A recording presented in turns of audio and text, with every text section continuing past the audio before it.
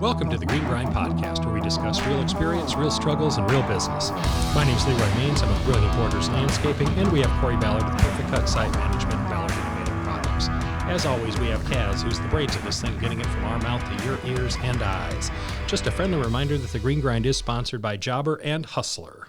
And today, Kory and I are talking with Phillip Moss. Phillip is the owner of Moss Lawn Care. He's located in Springfield, Tennessee. Phillip is also the creator of Pedal Pro, which is one of the reasons we wanted to have him on here. I'm kind of excited about this thing, Kory. I know that you've created, obviously, a lot of products, and I'm excited to hear about his product, what he created, and you know how you get this thing to market. And I know you have haters out there, so we'll kind of tell them how difficult or easy this is, I guess, and talk to them a little bit. So I'm super excited about this. So welcome to the Green Grind, Phillip. We're glad to have you. Well, thank you. I'm glad to be here and be a part of the Green Grind today. Yeah, awesome. Absolutely. Yeah, and I've known Phillip for a while now. Him and I got talking a while back. Maybe it's been a year, even longer, and talking about his product that he has. And we've had quite a few conversations, so I know quite a bit more about him. But I think you guys will find some value here. And we'll talk again about his lawn care company and then also his product, as LeRoy mentioned, because I think he can bring some insight into that. Because Phillip and I talked before we got actually this morning, and you know, I had two emails today with guys that have new products that they're trying to figure out, I've got this idea, what do I do with it? And at Ballard, we get products, I don't know, a couple a week now that guys are throwing at me and do I patent it? Do I not patent it? How do I sell it? How do I make it? And with all that, also social media, the hate, the fun stuff that we get. Today, a guy told me that he was going to make the same products as us and take us out of business. Sweet. So I'm like, all right, man, have at it. So next year, things are going to get rough. Take us out of business. And all I responded is said, well, we've been doing this for 23 years, and we sell a couple 100,000 products a year, and we love competition, and we look forward to seeing your website. And so it is what it is. But, Phillip, I appreciate you taking some time with us today, and we'll get started here, and we'll get some background on you, and we'll dig in. Phillip, could you Sounds good. Yeah, tell our listeners a little bit about who you are and your background and kind of how you got your start with Moss Lawn Care, if you would, please. Sure, be glad to. My name is Phillip Moss, and like I said, I'm from Springfield, Tennessee, which is about 30 miles north of Nashville. I started my lawn care company back in 1998, roughly 25 years ago. My dad and I, we were dark-fired tobacco farmers, and it was really hard to acquire help. So I'd come up with the idea of lawn care. So I would have less help, less headache, and less dependability on others to help me succeed. So as my lawn care business, of course, slowly grew, then I started to discount the acres of tobacco each year that we were raising. And finally, in 2006, I was able to quit tobacco completely because my lawn care was up and running, successful enough that it would stand on its own. I don't know anything about tobacco farming. I guess I didn't even realize that was a thing. Well, I don't know if it is much anymore. That's how probably. ignorant I am. But yeah, I'm sure it probably is a little bit. But. So how does that work, Phillip? Just real quick, 'cause, I mean, you guys have a bunch of acres and you're planting and harvesting that, or how does that work, real quick? Actually, Robertson County is the capital of dark fire tobacco in the world. Really? So the Skulls, the Copenhagens, and things like that, that's grown here. It's called a cigar wrapper, which is what wraps the cigars, and it's the nicer tobaccos with less holes in them and things like that. And then after the tobacco is harvested, it's put in a barn. And you work all year for something, and then you try to burn it up. That's the crazy part. So you put it in the barn, you shut the doors, you put wood in there, you cover it up with sawdust, and you light a fire under it. And you have to do that for anywhere between 4 and 6 times, and each time lasts normally between 3 and 7 days. And that's the curing process that turns it from green to brown. Interesting. Yeah. So I had no idea. So the stuff in my lip that's killing me right now, maybe it came from there. That's there. Well, yeah. And now that you mentioned that, my wife has some friends down south of Nashville, and we went down to their place after the show last year, and it's an old tobacco farm is what it is. It's been in their family forever, and it must be a product of the area down there. I had no idea that was a thing, but yeah. It's really funny. A lot of newcomers that are passing through, they'll stop at knock on someone's door, in a panic. Hey, your barn's on fire. Your barn's on fire. No, that's just a curing process. But thank you for your concern anyway. That's Certainly. great. So on the lawn care side, Phillip, did you have any experience in lawn care, or did that just seem like something that made sense? Where hey, I can get some equipment, get some customers, and we'll start cutting grass. Or what led you down that path? Well, we had a large lawn when I was growing up. I'd say it's about 6 acres. And we had a 140 International tractor with a 5-foot belly mower under it. And then I graduated to a Yazoo with a front deck with the wheel on the back with the steering wheel on top. And I'm OCD, and I'm the type of person that likes to see instant gratification. So you can just turn around in your next pass and see what you've accomplished. And I really enjoy it. Like I said, when I finish, I can see what I've done and something that's just instant of, that you're proud of. Yeah, I enjoy mowing as well. And we ran some of them old, I remember Yahoo. Then they were Yahoo Keys. And then I remember when we first had those Skags, the 3-wheel Skags with the seat behind it, the deck out front, 2 wheels, and you'd sit on the seat behind it. Man, it was Didn't they have like little joystick they had grips like or something weird almost on like them? a race wheel on it, like what they have now. But when they first came out, they were the cat's meow. I mean, they were, compared to what was out there. And when you turned them, they would speed up and about throw you off. It'd about kill you. A little centrifugal force that launches you off the back of the thing. But we had a bunch of those, and we were the first ones running them in our area. And then when the zero turn came out, like the actual zero turn, we were like, I remember we bought the first 60-inch laser when they first came out. We were like, holy shit. And I took it every day because I'm like, nobody else is driving this thing. It was like, we thought it was the best thing ever. Oh, I'm sure it was at the time. It still kind of is, I guess. Nothing's beat it so far. So, yeah, Phillip, what's the size of your company today? What services do you offer with the lawn care company? So my company it's relatively small, but we're bringing a lot of bang as far as income with what we're very efficient. We have 2 trucks. I'm in one, and then my crew's another. I have 3 Hispanics that's been with me for 10 years now. They're like my family. Then I have my son that's here. He just graduated. He'll be here till August. So we only actually service about 15 properties, but they're all commercial and they're all large. So we have we have 2 properties where it's just all we do in that day. I mean, it's an 8-hour pool. And one of them's a 9-hour pool. So we have, only drive about 130 to 150 miles a week on the actual mowing route, which is really efficient. We have 4 72-inch hyperdrives and 2 54-inch Trim Star, all Hustler products. Yep. And, we run steel weed eaters and steel blowers, steel hedge trimmers, and I don't do a lot of landscaping design. Not saying I've not been very good at it. That's just something that's not really something I've had to jump into. I just maintain the properties I have with the mulch, trimming, spraying the lawn, cutting low branches, planting seasonal flowers, leaves, things of that nature. Nice. And were you bigger at one point, or have you always been about that size? And has that been kind of your sweet spot? Far as help and size of the equipment, I used to run 60s when I did more residential / commercial.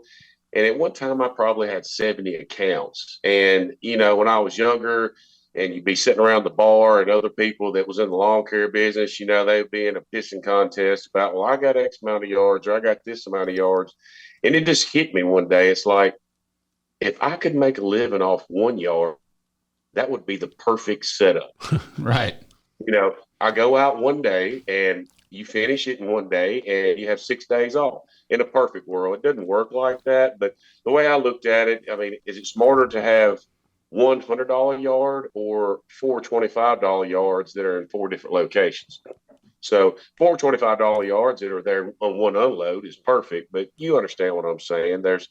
It's not about how many stops you make or how many yards you mow. It's what you put in your pocket at the end of the day. So that's why I decided to go all commercial. Certainly. And at one point, I think you and I were talking, and are you kind of the market leader commercially in your area? Or, is there some heavy competition? Because it sounds like you're just focusing on, 15 primary accounts that maybe fit your business model better. I don't know the size of Springfield there, but is there other people do? Obviously, there's other people doing lawn care in your neighbor, in your area doing residential and small commercial. So you're just focused on your business model of the 15 big accounts, and do you take on more, or that's just right where you need to be? Well, I just took on a new one, and I told you the other day when we talked, Kory, that I took on a new one this year. It's called Electrolux. It's where they make stoves and refrigerators here in Tennessee, and it was so big that I had to subcontract. Actually, I was subcontracted to help someone do it because he was too small, and then I subcontracted him back and subcontracted another guy. So we're all getting a piece of the pie, but. But yes, there are some other lawn cares. Well, at every red light, you see at least two. But my goal is all commercial. The other people do mainly residential with a sprinkle of some smaller commercial, like a dentist office or a bank or something like that. But as far as the bigger properties, I think that I've kind of got that cornered up in Robertson County. Yes, sir. Nice. And you run an all Hustler, and Hustler's a sponsor of the show, so we certainly appreciate that. And know you're a big fan of the Hustler. We don't have a strong Hustler presence in Des Moines at all. There's one dealer now just starting to carry them, and they graciously gave us a couple units that we've been demoing and we're going to be showing more products on them as we get some new products that we've got coming for the Ballard line. And man, they seem like awesome. They seem like a great company. They also seem like really good machines. It's just not a brand that we have in our area. Have you always been running the Hustler, or is that a strong brand in your market there?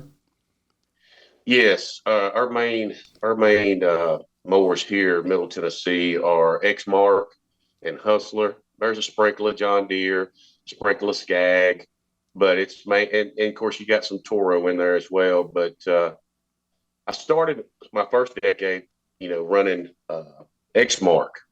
Well, let me back up. As I was leaving the tobacco world, I bought a GF 1800 front deck Kubota and a crook shaft weed eater. And the funny part about that is one of my dad's friends says, I think you got a good idea, but if I were you, I'd suggest going to work with a lawn care company for a year to figure out what to do and what not to do. And of course, I was too prideful to do that, so I had to learn the hard way. Sure. But yeah, I ran X-Marks. I ran the 2560s is 25 4 60-inch deck. And then as time went on, the Hustlers were getting more popular, and they were a little cheaper at the time. They're all equivalent in price now, but at the time I could buy 4 Hustlers for almost the same price as I could buy 3 Exmark. So I transitioned over to the 60-inch Hustler hyperdrive. And that's when I was still doing residential and some commercial. And as I went to the commercial side, that's when I went with all 72-inch Hustlers. Nice. It's always interesting when we talk to guys about different brands, and we get a lot of that on the Ballard side too. And it's, Skag's the best, Hustler's the best, Exmark's the best. And I think it's just, we run mostly John Deere, and they've been great units for us. And I think you run mostly Deere as well. Yeah, John Deere's. And, it just kind of depends on the region. There's guys if you go to St. Louis, it's all Ferris. If you go to, certain, you go down south, you'll see, it just depends on where you're located. You'll see a ton of Bobcat. Every region, I think it's kind of depends on where they're, what the dealers are carrying. But I find it interesting when I go to certain different areas, guys are just diehard. It's, Skag only. And then it's like, well, maybe not. But yeah, it's just the dealer service for us. The John Deere dealership's right up the street. Yeah, they do a good job for us too. We just run it up there. It makes sense. So, Phillip, with the 15 accounts that you guys have, are you going to continue to grow your business? What's the future look like for it? Are you going to kind of continue to stay where you're at and just continue with that mentality of the less stops, the better, and continue to put more in your pocketbook? Or would you take more on if they meet your criteria, or are you maxed out? Well, yes and no. We're normally finishing in a 4-day span, and I set that up because the guys that help me also cut grass for themselves on Friday and Saturday. So it works well for us working together because they work for me. They do a great job, but they want to be as most efficient so they can get finished, and that way they can go make a little extra money on the weekends for themselves. I could grow, but I like leaving it the way it is in case we get 3 or 4 days or a week of rain, and that way I'm not behind. Um, and a lot of times if you're doing too much and you can't get there, that hurts your business more than it actually helps it because you're letting your customers down. You get a bad name of not ever coming and responding. And I just like leaving a little leisure time there for maintenance and washing things up and just kind of a make sure everything is crisp, clean, and done the way it's supposed to be, and not just an in and out procedure. I'd like to take a lot of time to make sure everything's the way it's supposed to be. So I'm most likely going to stay where I'm at. I've been doing this for quite some time with the 15 accounts. So I'll probably stay where I am. Yeah, and that makes a lot of sense, I think, too, especially as you continue to move along and figure out what works for you and what works for your business. And if you're profitable at that and those 15 accounts, they're not going anywhere if you're going to continue to take care of them. It makes perfect sense. Do you guys take days off or like he does, or does Perfect Cut kind of soften that schedule up a little bit for maintenance and stuff? I mean, you guys probably have the night guys and everything. Unfortunately, we don't. But we tried going to a 410s, which I love that theory. I mean, I love the guys running 410s, and then you got Friday kind of off or a flex day Friday for that rain. In a perfect world, it worked. I know our guys have been working way more hours than we like them to this year. Not because we took on more, but we subcontracted quite a bit of mowing, and we brought that back in house. We last year we decided to subcontract out quite a bit of mowing what we call our tier 2 and tier 3 clients that aren't our tier 1s, right? Mm-hmm. So they're not our best clients, and we just weren't able to control the scheduling like we wanted to. It doesn't fit our brand. Our quality wasn't quite in control, so we brought all that mowing back in house, added back 3 or 4 mowing crews, and I like that we're controlling the quality, and but. Even the Memorial Day weekend, we had guys work Saturday and Sunday. And, here I am preaching work-life balance and give your guys time off, and then our guys are working Saturday, Sunday. And, right. But it's spring, and it's Iowa, and grass is growing an inch a day. And so we're, kind of, up against it. And but it is what it is. And your guys are running 5 days a week. Are you running weekends now, LeRoy, or not? No, we run, our mowing crew runs about 4.5 days a week. So we kind of have the Friday afternoons off in case it rains or, whatever the case is. And they'll go do bed maintenance or whatever the deal is with it. So, how about your landscape crews? They're just running 5 days a week now. So not running them on weekends at all? No, they'll work about 45, 46 hours a week typically with that. So yeah, that's our sweet spot is under 48, but I can tell you we've been running more overtime than we'd like, especially in our landscape construction. Our guys are, I don't even know. I'd have to look at the payroll deal, but I saw, there was a lot of guys in the 60s again, and it's like, shit, we're working a lot of overtime. And of course they like it, but yeah, they're thrilled with it, but it just doesn't. It's not ideal. Not profitable. It doesn't seem like. So, Phillip, let's talk a little bit about this product that you've developed here. What is it, and why did you develop it? Well, the name of my product is called the Pedal Pro Max. And I came up with it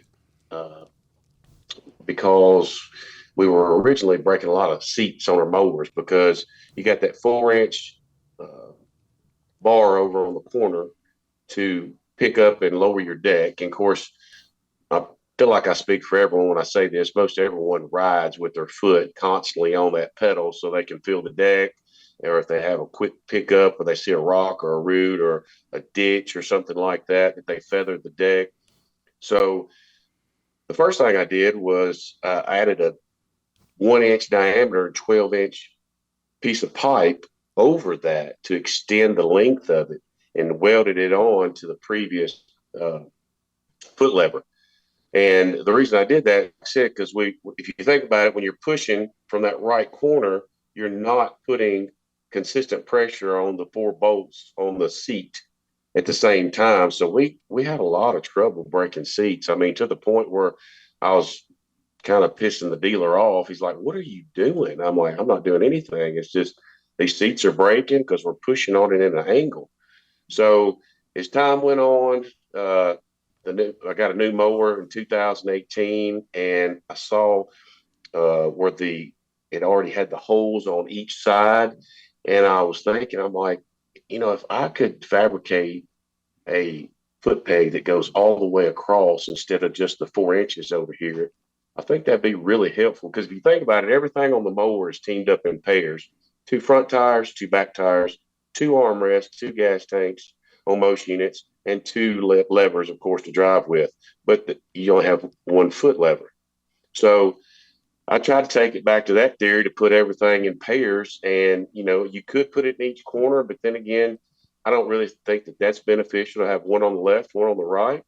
And the reason I say that is because I still primarily strike my my pedal with my right foot because of muscle memory. But instead of striking it over on the right hand side, now I strike it directly in front of me, and you basically don't even have to look because you know it's there. Right. So that's why I come up with it for braking seats. But also the Hispanic guys we use are shorter. Sometimes they're not strong enough. Like I said, we're running 72-inch decks. So the decks are heavier. My son was old enough to mow 5 years ago mentally, but he wasn't strong enough to pick the deck up and down.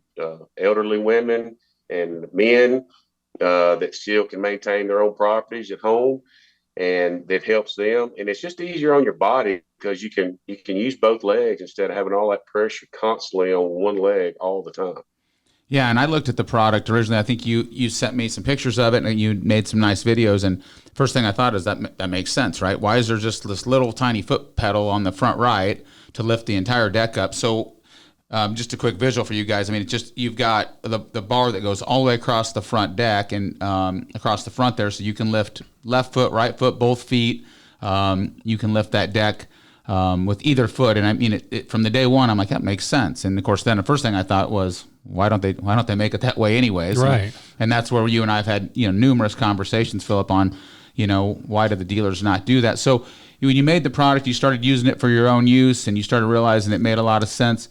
What was the point when you thought, well, shit, should we try to, can I make these and can we sell them? And then how did that process work for you? Well, I had a friend of mine I graduated with. He had a tool and die shop. So he made the prototype for me, and I ran it for quite some time. And then, of course, I started following up with the CEO of Hustler and touching base with him. I'm in uncharted waters here. Kind of like you and I met, Kory. I mean, I basically just picked up the phone and started talking to people, and meeting people and just trying to get my information out there. But he made me a few of those. I took it to the expo in Louisville, Kentucky, a couple of years ago, and it's a great product.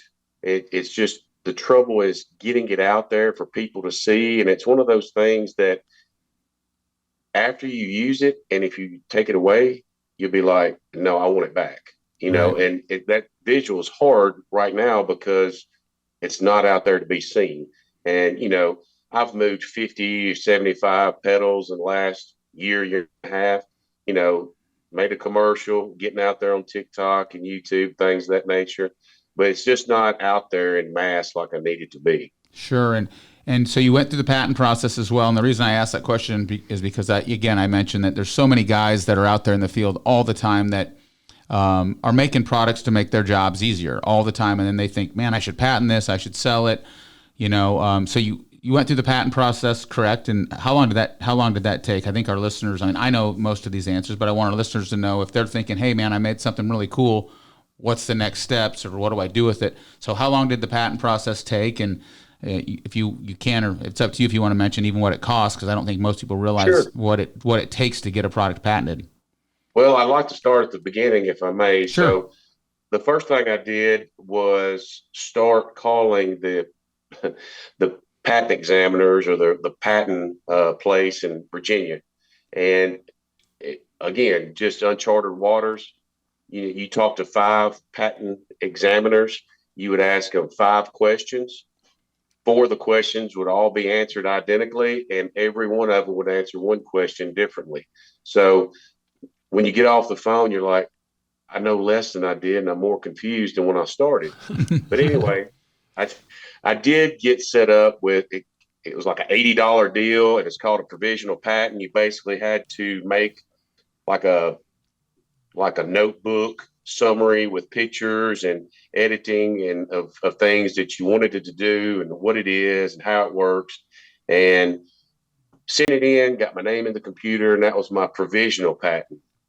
So after that, then, I checked around what I needed to do next. So I got in touch with a patent attorney. The first one, of course, he was with John Deere. So it was conflict of interest. And he led me to another patent attorney.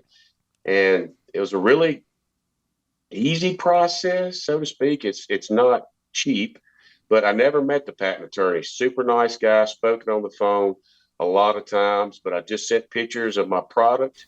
He wrote everything up.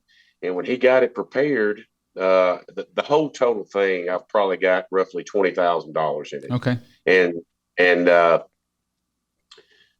when he got everything ready to go, he's like, okay, we can send this off, and it's going to take 24 to 36 months for it to be looked at, or you can send in $2,100 and have it expedited, and it'll be seen in 3 to 6 months. I said, well, I've already spent this much money. I'm not going to check up on $2,100.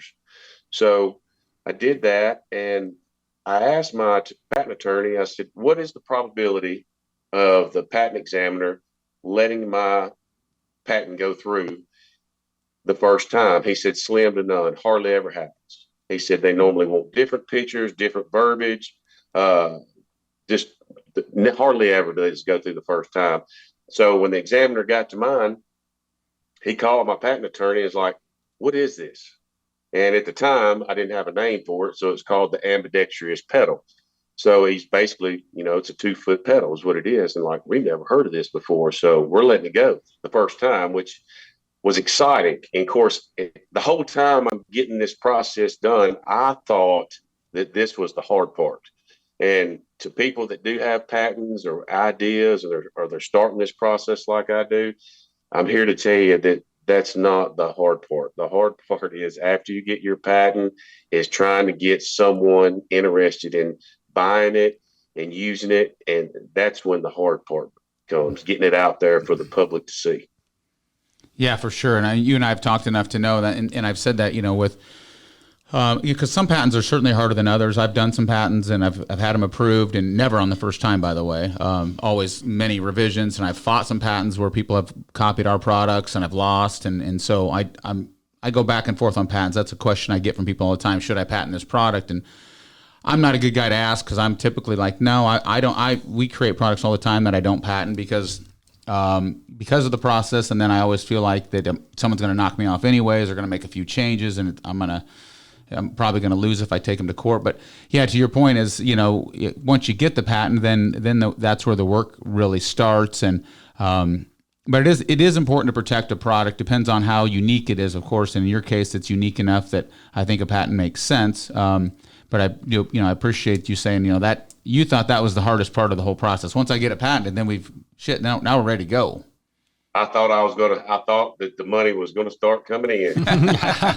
I love it because, when Shark Tank, this is a great example of this. They bring stuff like this, not necessarily this product, but like this all the time. And they say, well, you have a product, you don't have a business. And it makes total sense now, because I would be the same way. Like, hey, I'm 30, 40 grand, 50 grand into this thing. By the time I get a few hundred made, let's start slapping labels on them and shipping them out the door. And that's just not the case. So, right. So how do you get a product like this in front of like a guy like me, that could maybe use this thing every single day, or all of our people listening? I mean, what's the YouTube, obviously, Facebook ads, I'm assuming, but how do you like literally take it to market?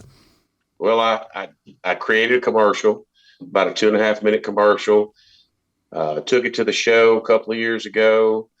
Matter of fact, everyone that walked by our booth had nothing but positive remarks about it. No one come up and said, oh, I can make that in my shop in a half a day if I wanted to. I don't need to buy that. It was nothing like that. Everybody loved the idea that the concept made perfect sense. I had the commercial running the whole time. A lot of people watched there. I put it on YouTube.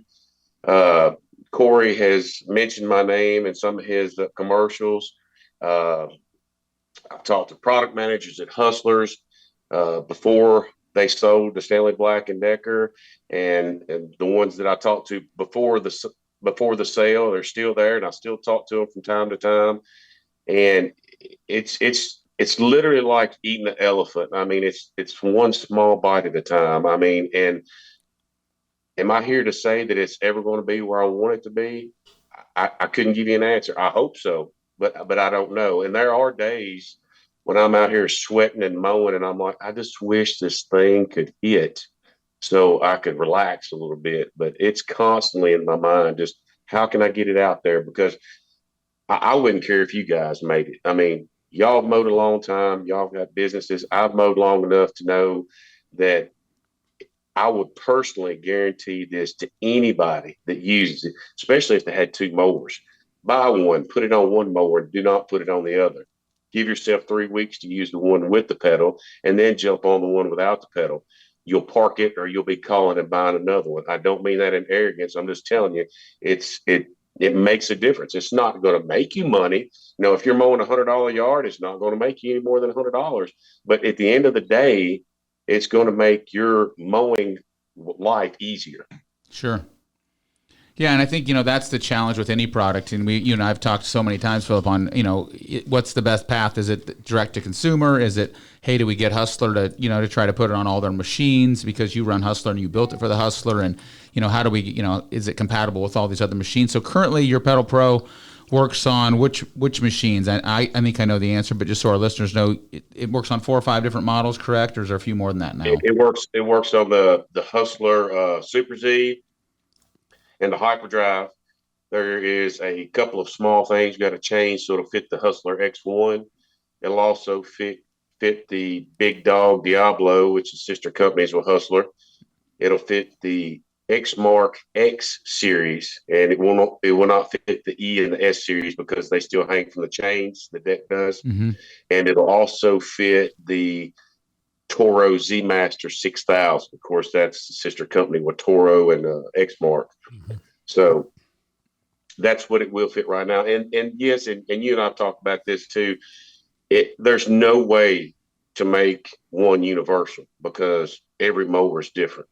I mean, there's so many different units, like Hustler has so many different units, X-Mark and so forth and so on. It's impossible to make it universal. And I don't even know if it's possible to have them made on every mower. I mean, without the companies maybe changing a few things about their deck and the lift process of how it works. Haven't really investigated it because I've been really adamant about trying to get it out there for Hustler. Sure. At the end of the day, if it's like, all right, where you want this thing to be? Well, my end game would be that it would be on every mower from the factory. That in a perfect world, that's what I like for it to be. So, Phillip, with you trying to get it into a company, do they have to change like everything on their line then? So say they say, yeah, Phillip, we want your product on our lawnmowers. Do they have to then go in and change their entire assembly lines through their plants to put this piece on? I mean, is it that big of a change for them to do this? Do you know? Yes and no. It depends. If they have someone subcontract to make the pedal and then ship it to them, and then they could have it put on when the mower comes off. I mean, that would be a small change in the assembly line. But if they chose, which I'm sure they would if it ever did take hold, that they would want to build it in-house, then it would have to be a change in the assembly line process, or let's say the tool and die area, if you will. I'm sure each factory has one of those. There would be some changes. Audio. Hold on 1 second. We just lost audio. But sorry. Yeah, there would be some changes, yes. Yeah. And that makes sense, I guess. I just, I see all the stuff you bring in all the time, and I'm in your office, and look at this thing and check this out that we're doing. And, I just kind of think that, that seems fairly easy, but obviously there's a whole lot more to it. And it just fascinates me that once you get the product done, then it's like, oh, great, now we have this. Now what do we do? I had no idea that was a difficult part of this whole thing. Yeah, well, and that's the process, and Phillip and I have had numerous conversations, and we've talked to some guys at Hustler, and because, I think his goal, and I'm speaking for him, but would be, like he's mentioned, if every Hustler came off the assembly line with the Pedal Pro on it, that'd be an awesome feature, and I think Hustler could promote it as, hey, we've got something different than the other mowers out there, and But, you know, our conversations with them have been, you know, there's a lot more to it. It's R&D, and we've got to change the CAD drawings and our assembly line. And the problem is, you know, when these companies are so big, it's hard for them to make changes and convince them to make changes. And then there's also this concept that people say all the time, like even to us, you know, if mowers were meant to have that, it would come that way from the factory. And I always no, then there would be no aftermarket in anything. If Harley Davidsons were supposed to have Vance and Hines on them, why wouldn't they come with them? Well, there's 1,000 different exhausts you can put on your Harley Davidson, right? And Harley Davidson should come with a better exhaust. It should. Everybody, but what's the first thing? Everybody buys a Harley. Yeah, they change the air cleaner, the pipes, the handlebars, right, and maybe a seat. That's just. But then people, you know. So my point to people all the time is, you know, it's just like every vehicle I buy, I put wheels on it, right? You know, because I'm an idiot. But you know, there's an accessory and an aftermarket line on every single thing we buy. So when people say that to me all the time, well, if mowers were meant to have 2 blades on them, or if mowers were meant to have that chute blocker on, it'd come that way. And I said, I kind of agree. Like, why wouldn't every mower come with some sort of chute blocker on it? I don't know. You think they would do? Why, I mean, I don't know. Get smart enough at some point. You think that they would just start putting their own, you know? And some of them have made their own OCDs. Deere I think has one now. They're starting to make them, but you know, there's accessories in every single thing, whether it's boating, camping, your vehicles, your motorcycle, ATV, UTV, lawnmower. I mean, there's an accessory line that's gigantic in every industry, and so I think that's the challenge on getting a factory to take it on versus trying to sell it to direct to the consumer, which, you know, Phillip and I have talked a lot about, is how do we get this thing out in front of other people? And I have no skin in the game. But I like the product. I think it makes sense. So I've tried to help him a little bit. Like, how do we get this thing out in front of people and see if, we can get guys to test it out? And we're not here to try to pitch the Pedal Pro completely.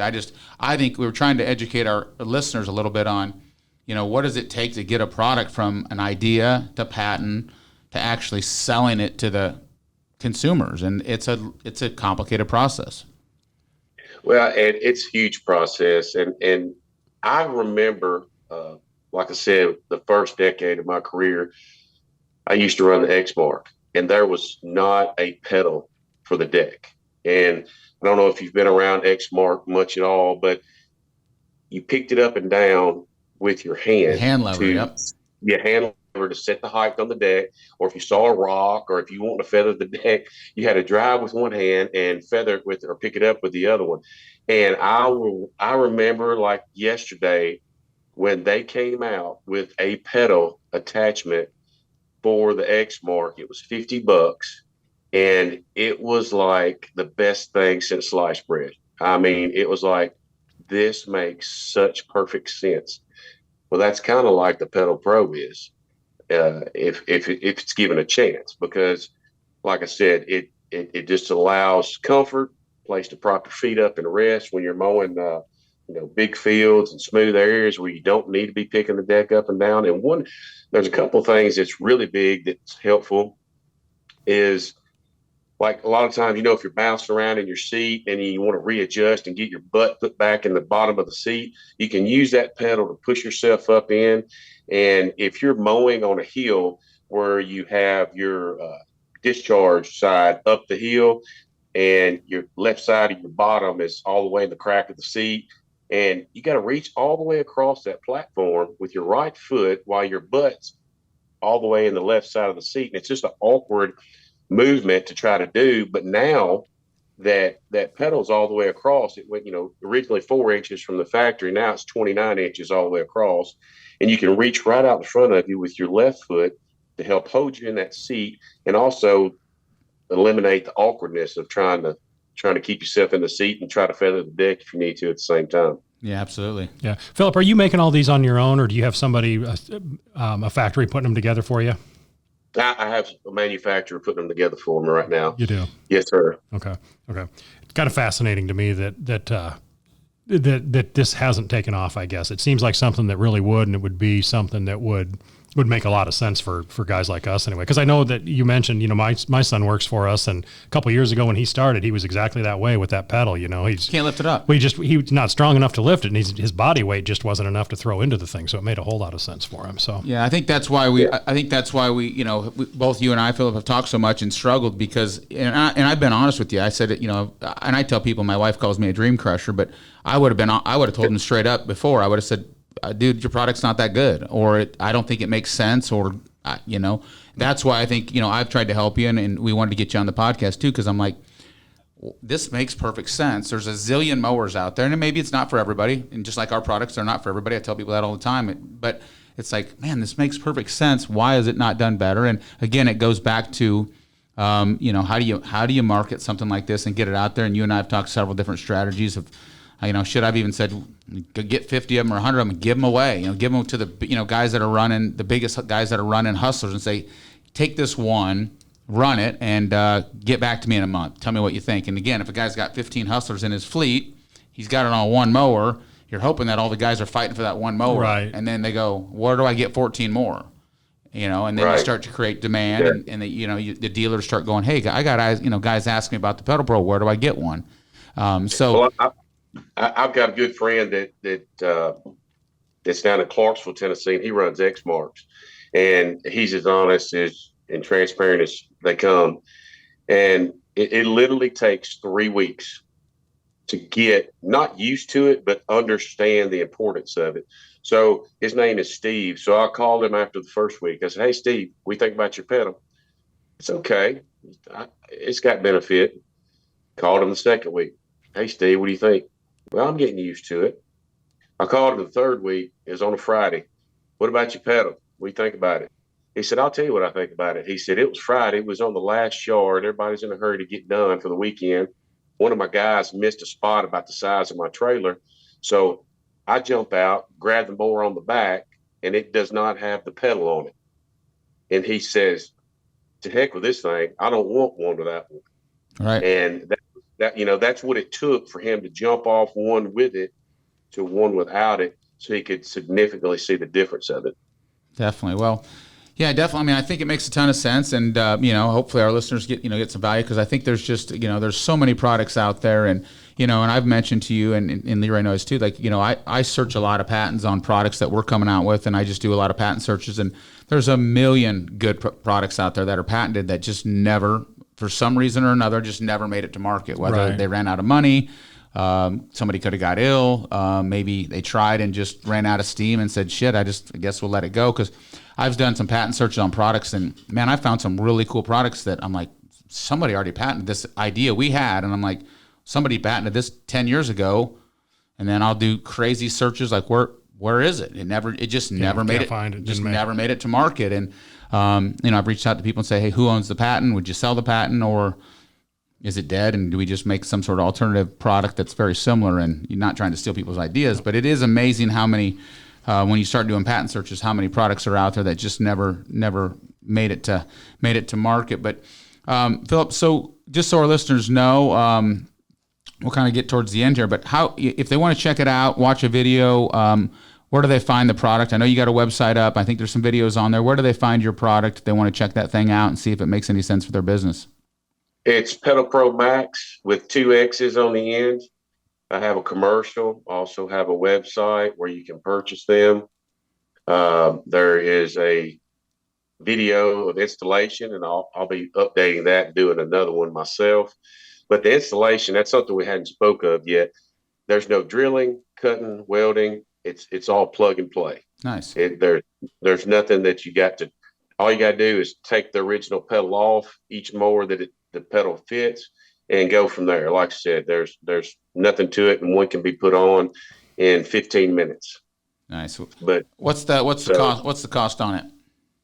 The cost on it right now is $235 plus shipping and handling. Yeah. So I mean, $250 or a little bit more. I mean, if you're running a mower all day long, to me, it's a no-brainer. If you had them for a John Deere, I'd be a buyer. Well, I got one. Now the problem I have a 60-inch, I have a 72-inch, and we have a 48-inch stander. Can you make them to fit all of them? Yeah. And that's where I see where the problem is with products, especially in anything, I guess, that you do accessories. Is you have so many, like your blades that you've talked about. You're like, I got to fit blades for all these lawnmowers. How do we do? Have it's just so many different. I think 300 SKUs for blades now. I could be wrong, could be more. So we, and that's what people don't get. Can you make a blade for my Cub Cadet, blah, blah, blah. Like, we can't just make a blade. I have to go through a process, and we've got to get thousands of them. And so every product is challenging, and there's so many mowers out there. And then the other thing that's happening is they change, Right. including Hustler. Change a deck or put a hole in a different spot or something. Well, so we had our, like our Catch Pro, our aluminum bagger fit right on the Hustler, and then last year they changed the deck. So now we've got to come out with a whole new bracket, and we've got to change everything. And so we're constantly spending time. Austin in our office, he literally is, once a month, he goes to every website, sees if they come out with any new, what mowers came out, what they change on them, can we get some pictures? And then so like when we go to Equip Expo, that's what all Austin does. So last year at Equip Expo, he literally just went from booth to booth with a notepad, wrote down the model, was taking pictures. And people are like, "What are you interested in my mower?" Not really. We're not trying to buy anything, but like, what are you doing? And so we just we got a log of photos, but I mean, there's not a day that goes by where somebody doesn't throw a new model at us. And I'm like, I've never even heard of that. Like, hey, I've got the new big dog Diablo MPX R2. And we're like, I don't even know what the fuck's that? And so it's a constant battle when you're in the accessory business and trying to accommodate all the machines. And we updated our website to have a really cool feature where you just put your mower make, model, deck size, and it shows you every product that's compatible. But I can tell you, there's 4 new decks that we're working on right now, and then Steel just came out with their own mowers, and it's just it's a constant challenge for us to accommodate everything out there in the market. And I almost need a full-time person doing nothing but literally research, keeping up on everything that new is coming out. Yeah, well, then stuff gets discontinued as well, and so guys are like, hey, I've got a 2008, Great Dane. It's a great mower, right? They don't make them anymore. Does your product fit it? I don't know. It's a 15-year-old mower, but the guy still wants to get a product for it, and so there's that constant challenge all the time. But well, I'll just leave the product assembly and manufacturing. You're to going to stick to landscaping. We'll stick to what we know or kind of know anyway. So, Phillip, one question we ask everybody that comes on the Green Grind is, what is the best business advice you've ever been given? Given or learned from mistakes, or just all the above? Whatever you want to say, buddy. What's the best business advice you can tell our listeners? I tell my guys to mow every property and treat every property like it's your own yard. Efficiency and in and out is important, because you got to be lucrative with your time, but you also got to provide a good service. And that, when you do that, like if you see a cigarette butt or a piece of small chewing gum paper, a lot of companies just run over that. I don't. And I teach my guys not to, because I don't want that cigarette butt in my yard at home, or that chewing gum wrapper in my yard at home. So if you would pick it up at home, or if you do it this way at home, then do it for your customers, and you'll never have a problem if you treat everybody's lawn like you do your own. And that's really important to me. I mean, I have most all my properties I've been at for 10 plus years. And as long as you work hard and give them a good job, then there's no discrepancies. And most of the time when people come in and want to offer a bid, they won't even entertain it because they're happy. Yeah, I agree completely. That's a good way to do it. You got to take care of, just a side note on that, I used to tell people to take care of my equipment like it's theirs. And then I realized you don't want to. I changed it at one point. I'm like, actually, I need you to take care of it like it's mine, because I would get I'd get in our brand new trucks, and they'd be filthy dirty, and there'd be a pin wedged in the dash, and the radio knob broke off, and I was losing my mind. And that's how they do it. But I used to say, like, take care of it like it's yours, and then I'd see their car. I'm like, never mind. Exactly. Take care of it like it's mine. Right. And like you said, presentation's everything too. I mean, of course, I know Perfect Cut does. We wear uniforms. We wear Cintosh uniforms. It just looks professional, and everybody looks the same. And I try to keep the trucks. They're not fully detailed, but they look nice. They're clean. First, I've never heard it called a second impression. So you have one impression to make, and that's your first one. So make it count. I like that. That might be the best advice of it all. Yeah, that's going to be our sound clip. But Phillip, I appreciate you spending a bunch of time. Again, they can find the Pedal Pro on the website. Guys, if you just Google Pedal Pro Max, it comes right up the top of the list. I just looked at it again here this morning because I wanted to look at a few things. But check out the Pedal Pro. And if you think it's a fit for your business, awesome. If it's not, that's fine too. But Phillip, we're going to hopefully get the word out there, because I love the product, and I hope you get some traction. We've tried to help any way we could with it, and because I like it. And again, if I didn't think that there was some, if it wasn't a valid product, I'd just be honest. And I love what you're doing with it. And I encourage other guys that are listening, if you've got great products and things that are making your business and your life more efficient, see if you can bring it to market. And if there's anything I can do to help you, I'm certainly always open to guys email me or send me messages, and I can sometimes line them up with manufacturers or give them some advice. And whether we carry the product or not, that doesn't matter to me. I like to help guys in the industry if I can. So, well, if I may, could I leave my phone number on the podcast? Absolutely. So if somebody wants to call and talk. Absolutely. It's 615-364-7616. All right, don't get any easier than that. You can literally call him up and ask him straight. You're gonna answer the phone, and you guys can ask him. I got this, and does it fit? And we appreciate you taking some time with us, Phillip. Guys, hey, listen, Kory, I want to leave you with this. I know you got a lot of haters out there, and I know you got more lovers, but I have nothing to gain from this. We've met about 2 years ago over the phone, and I can't say enough about how much you've always made time to help me. I know you're a busy man. I know how hard you're working, but you have always accommodated me, and I couldn't thank you enough. I appreciate that. I really do. And I do my best. And guys, we drop a new episode of The Green Grind every Tuesday. We certainly appreciate Jobber and Hustler being our sponsor. Phillip's running Hustler. I think they're great units, and they've been good to us as well. So if you know someone that wants to be a guest or you'd like to be a guest, you can just jump on the Ballard website, scroll down, you'll see the Green Grind logo. It shoots me a direct email, or you can send LeRoy and I a message on our Instagram or Facebook. It makes my life a little easier when we got guys reaching out to us as well. So Phillip, we wish you all the best luck in your business and with your product, and we appreciate you taking some time with us today, and we'll look forward to seeing how this works for you, buddy. Thanks so much, Phillip. Good luck. Hey, thank you. I appreciate you guys having me.